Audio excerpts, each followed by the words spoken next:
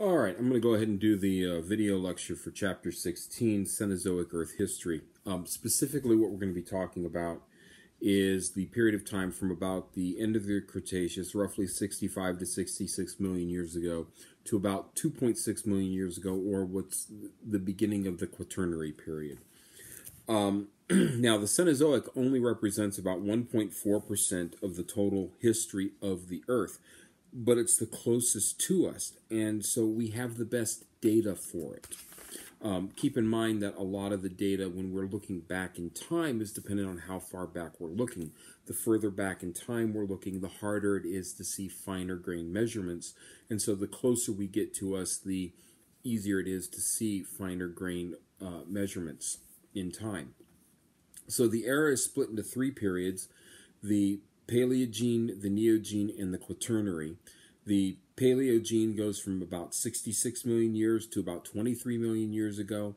The Neogene goes from about 23 million years ago to 2.6 million years ago. And the Quaternary is 2.6 million years to the present. So why study this period of time if it's so close to us? Well, the present distribution of land and sea, climate, ocean circulation, ocean patterns, the Earth's present topography, and the Earth's present biota all developed in this period of time. So it helps us to understand how we got to exactly where we are now on the Earth. Now, if we look at the plate tectonic situation at the time, by the Cretaceous period, North America had broken away from Europe and Africa and was separated from South America. The Atlantic Ocean was continuing to widen from a narrow seaway into a larger ocean, and the Pacific and the plate east of the mid-oceanic ridge were being consumed by the westward progress of North America. So North America, as it moves westward, is shrinking the Pacific, and from the mid-oceanic ridge of the Pacific over to the west coast of America, there is a plate, and that's being subducted under North America.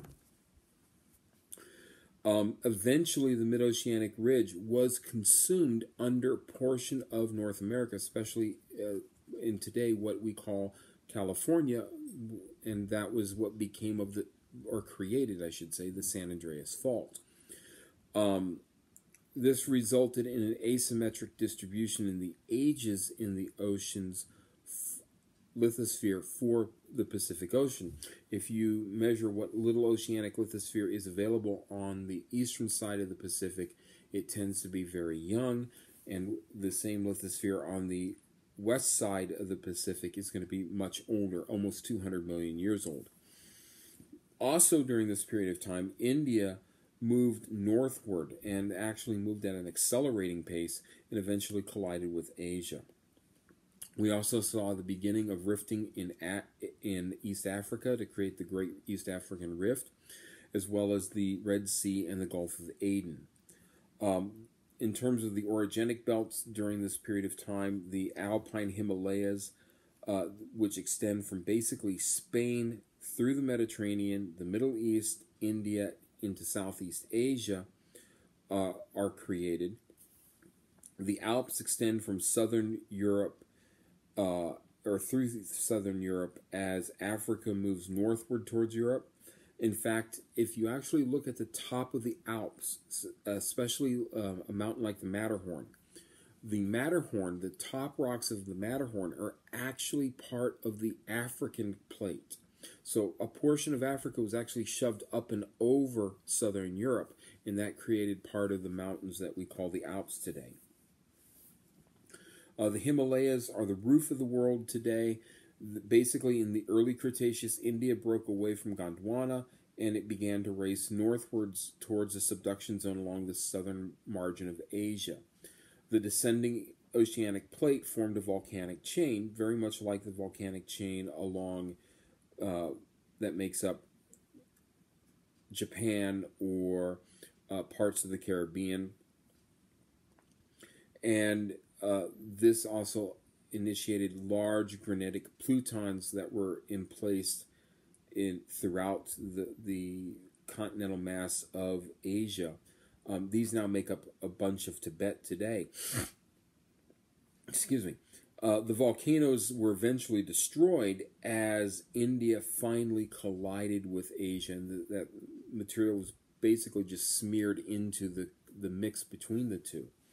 Between about 40 and 50 million years ago, India moves at a rate that begins to slow. So it goes from about 15 to 20 centimeters a year northwards to about 5 centimeters a year northward. So this indicates that it was about 40 to 50 million years ago that India actually began to make that contact with Asia and begin the subduction and collision process. Now, over time, approximately 2,000 kilometers of India has been thrusted under Asia. In terms of the Circum-Pacific Belt, these are a series of orogenies that happen along the western margin of North, Central, and South America, from the eastern margin of Asia, the islands of North Australia and New Zealand. Much of the orogenies are bounded by the Pacific side, on the Pacific by subduction zones, and are mostly volcanically and seismically active even to this day. And they still tend to be the location of some of the largest earthquakes recorded in the world. The earthquake that devastated Japan just a few years ago, the earthquake that hit Sumatra, Java, the Indian Ocean in 2012, around 2012, 2013 on Christmas Day. These are some of the largest earthquakes that have ever been recorded. In North America, the Cordilleran and the Laramide orogenies happen. These extend from Alaska to central Mexico.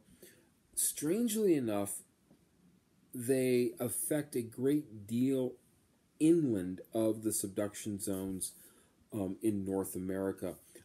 It's not like the case with the Himalayas. We understand why the Himalayas extend so far in, because the mass of India is being shoved under. We don't have that in North America. That massive collision and a piece of continental material being shoved up and under another continent hasn't happened. And so we think we know what happened there, and we'll talk about it, but it really kind of had something to do with the way the subduction zone interacted with the plate and eventually the mid-oceanic ridge. But basically, the evolution of those began in the Neoproterozoic, as we talked about, with huge quantities of sediment along the western continental. The orogeny started late in the Jurassic with the Nevadian, the Seaver, and the Laramide orogenies, and continued into the Eocene.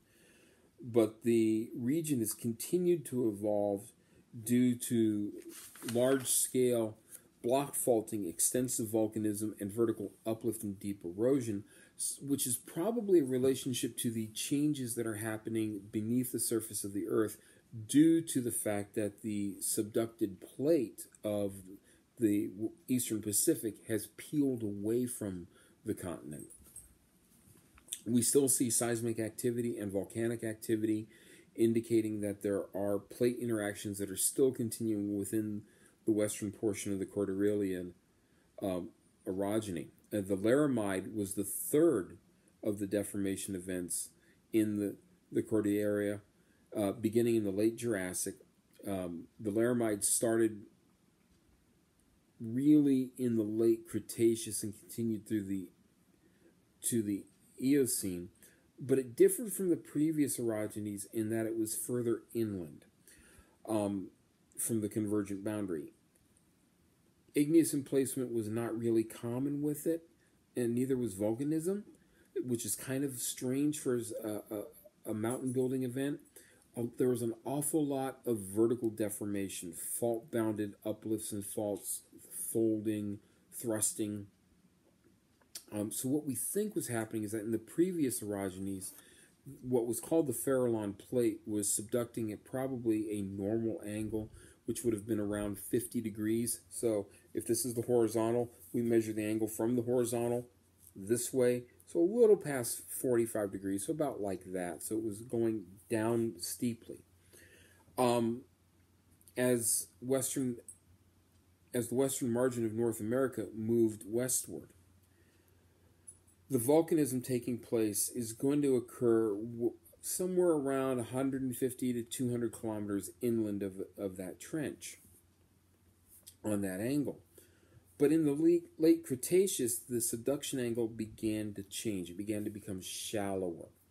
And this causes the location of the volcanism and the igneous activity to shift inwards, because you have to get those rocks to a certain depth in order for the water to react with the surrounding hot rocks to cause the melting and cause the volcanism or igneous activities to take place.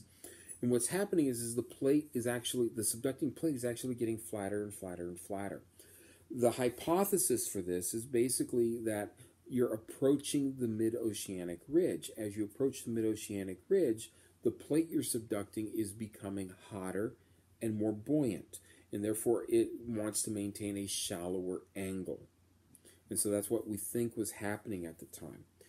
Regardless of this, we did see this wave of igneous activity that went from the west coast inland during this period of time that then gave way to a large-scale buckling and fracturing event where the ground was being fractured and bent up.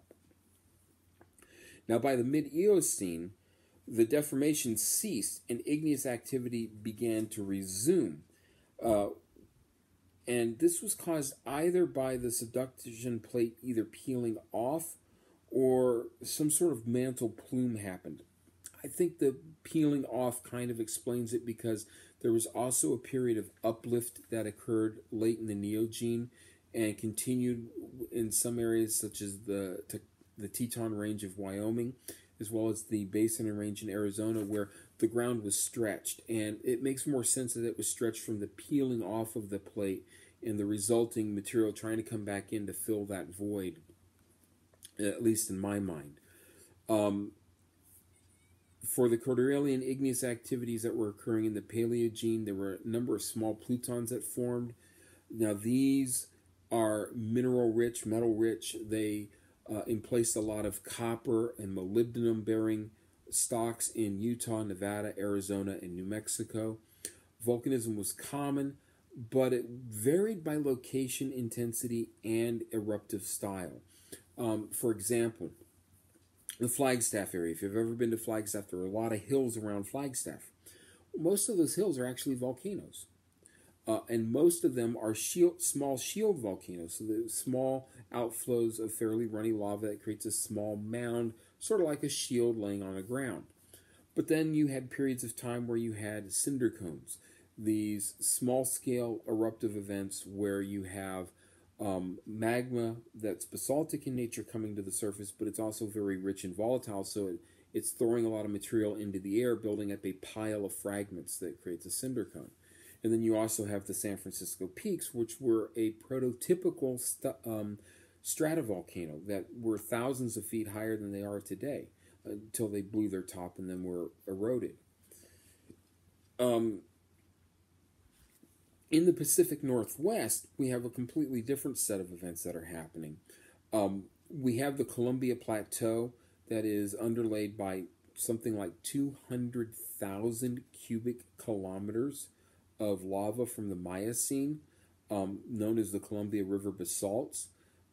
They're as much as 2,500 meters thick, so about a mile worth of basalt. We believe this is associated with a mantle plume, a mantle plume hotspot similar to what is creating Hawaii today, but this is what is now under the Yellowstone area. In fact, if we look from the Columbia Plateau along the Snake River, we see in the Snake River area, we see the crust filled with Miocene and younger rhyolites, volcanic ash, and basalt. And then further on inland to the north and east is the Yellowstone Plateau, where we currently have volcanic activity today, and had volcanic eruptions, massive supervolcanic eruptions in the Pliocene and Pleistocene. And this is all a chain. So we believe these are all related to a mantle plume similar to Hawaii, but this is one that North America basically ran over. Elsewhere, we see a lot of andesites, volcanic breccia, welded tuffs in the Oligocene that cover as much of 25,000 square kilometers of the San Juan volcanic field of Colorado. The Cima volcanic field in California formed in the Pliocene, and its eruptive activity only ended a couple of thousand years ago. The Cascade Range of North America literally has 1,000 or more volcanic vents, with about a dozen active volcanoes, and this is related to the still active subduction zone that goes from basically the north end of the San Andreas Fault north around through the Pacific Northwest of North America, including British Columbia in Canada, and then along the coast, the west and southern coast of Alaska. Now, for us, the Basin and Range Province, we have about 780 square kilometer, or 780,000 square kilometers that are centered pretty much on Nevada, extending to the adjacent states of California and Arizona, and then into a little bit of New Mexico, as well as down into northern Mexico, where the land was stretched and thinned to only a few kilometers thick. So the land under us here in Arizona is actually almost as thin as some of the thinnest spots of the ocean crust.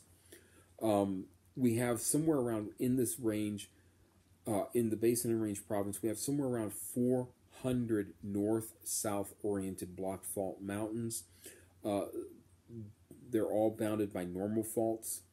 And so one of the things that we look at to this is we can actually kind of see a history of this faulting sweeping from the west to the east, because when we look at the mountains, these block fault mountains in the eastern Basin and Range, they're taller, they're more rugged. In the western Basin and Range, they've been buried under their own settlement, creating a feature called Inselbergs.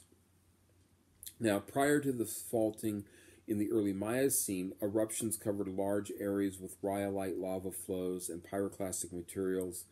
By the late Miocene is when the faulting began, and sediment began to fill in the basins and accumulate as alluvial fans, bajadas, and playas, or enclosed lakes, were formed due to the faulting systems.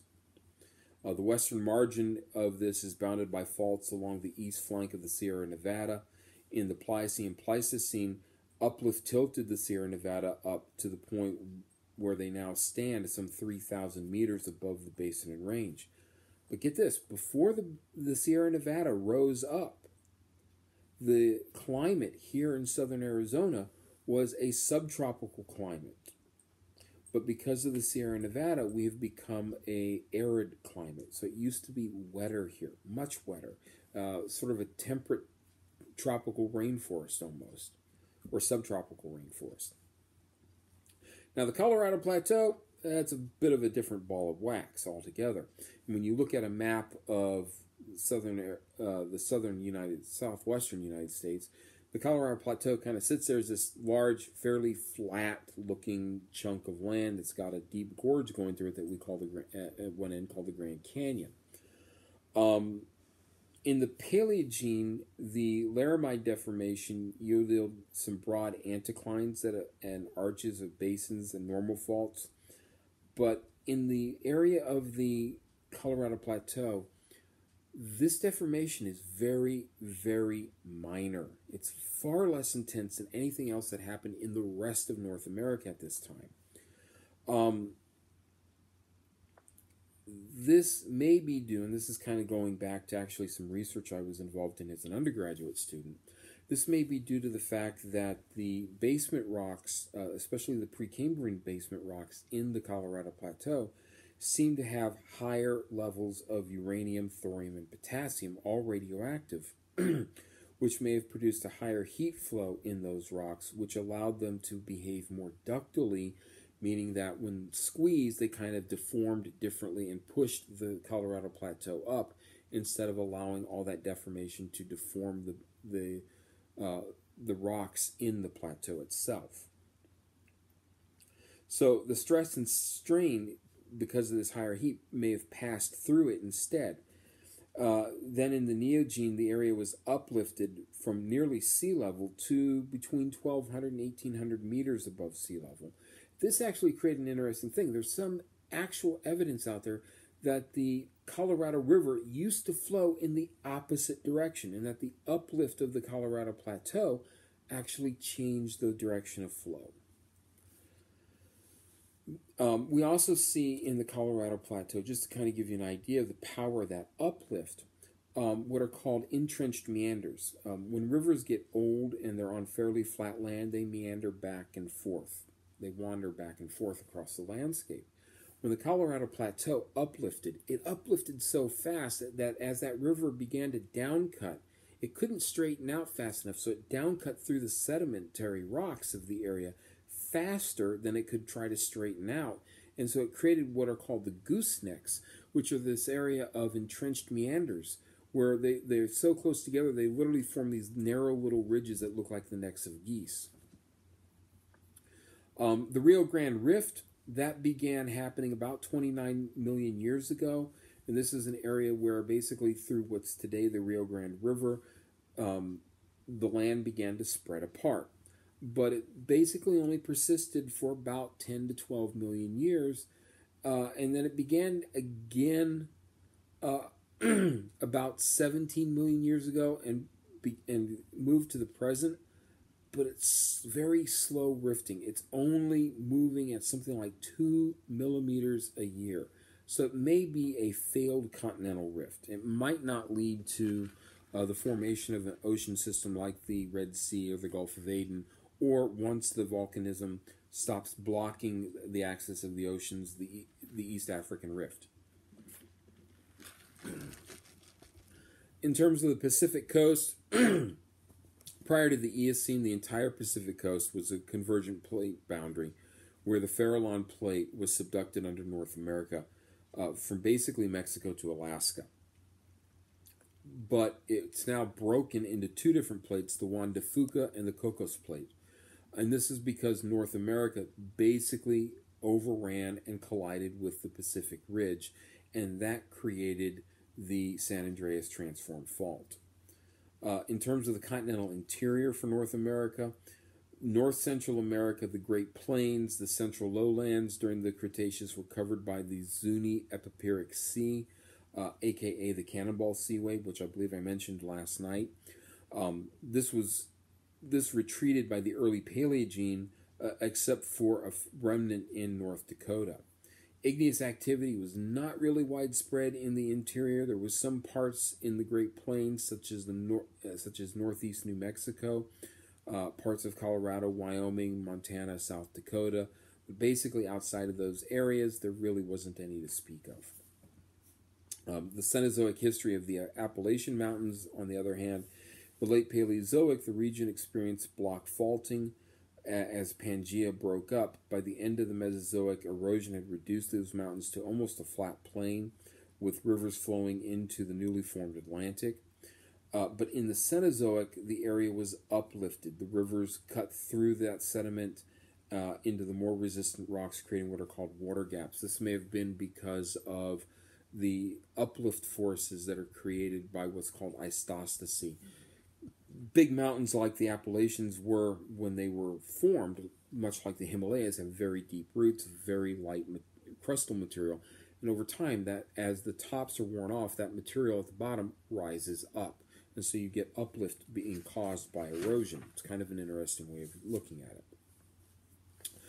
In southern and eastern continental margins, the sediment carried from the rivers towards the Gulf of Mexico formed the central lowlands and the Great Plains.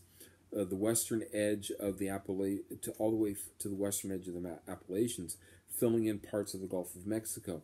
Much of the states of Louisiana, Mississippi, Alabama, Georgia, Texas, up into Arkansas, Oklahoma, even as far as Kansas.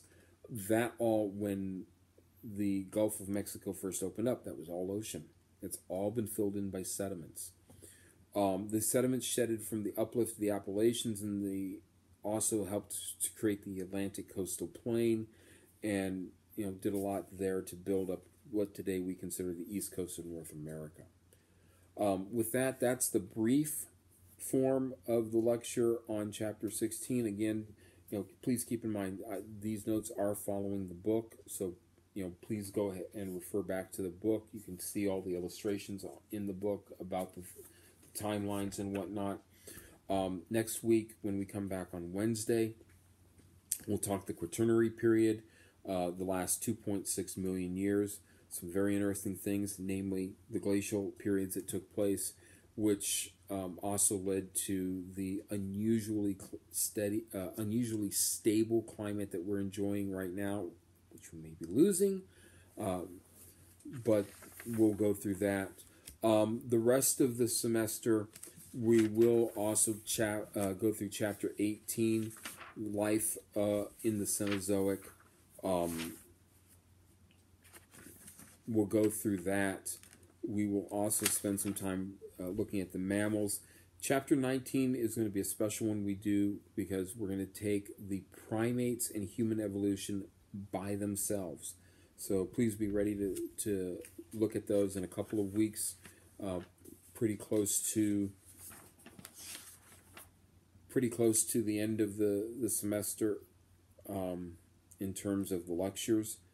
We may or may not do a piece of a lab here or there. I don't have much in the way of samples, so it's going to be a little more difficult to do.